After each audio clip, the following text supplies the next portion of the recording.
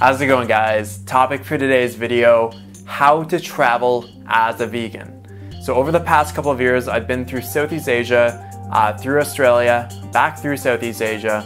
I was just in Canada for 8 months, and now I've been in the United States for 1 month. So I just want to go over my best tips and my best pointers for traveling as a vegan. Now, my number one best tip for traveling as a vegan is to make sure that you eat a lot of fruit. You want to become like best friends with fruit. Fruit is full of vitamins, it's full of minerals, it's full of fiber. It's absolutely delicious and so healthy for you. Now, what's great about fruit is that you can get it pretty well anywhere in the world. So when you get to a new town or to a new city, you want to scope it out and you want to find the nearest market or nearest grocery store and stockpile lots and lots of fruit. On top of being really accessible, fruit is really easy to prepare. You don't have to like cook it up or anything like that. Most of the fruit, all you have to do is just peel it and eat it, or you just have to slice it up. So my next tip is to research the local restaurants. And the best way to do that is through happycow.net. So what you can do is you can just log on to this website, you can type in whatever city or town that you're going to, and it will list all the vegan-friendly, and vegetarian restaurants in that area. You can also go on to couchsurfing.org. And what you can do in one of the local city or town forums is make a post asking people for the best vegan and vegan-friendly restaurants in the area. Also, make sure you keep an eye out for Indian restaurants, for Thai restaurants.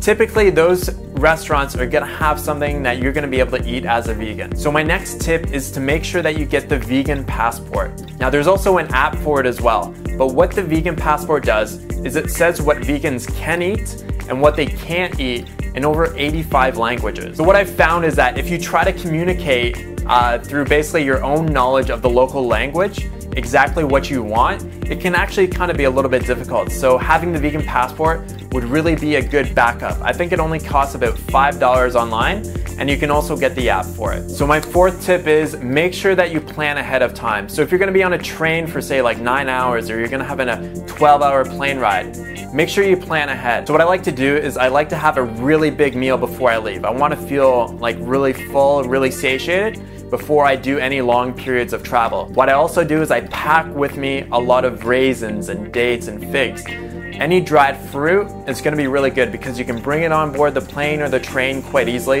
It doesn't take up a lot of space, but it's also very high in calories, so it's gonna keep you feeling full, and you're not gonna be tempted by any kind of unhealthy options while you're traveling. My fifth tip is to keep an open mind.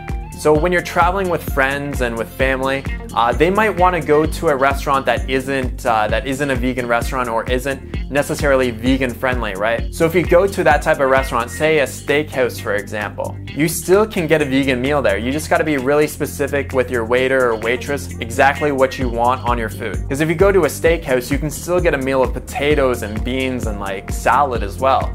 There's still so many different options. You just gotta be specific with what you want. So traveling as a vegan, it is a learning process. So it's not something that you're gonna get perfect right away.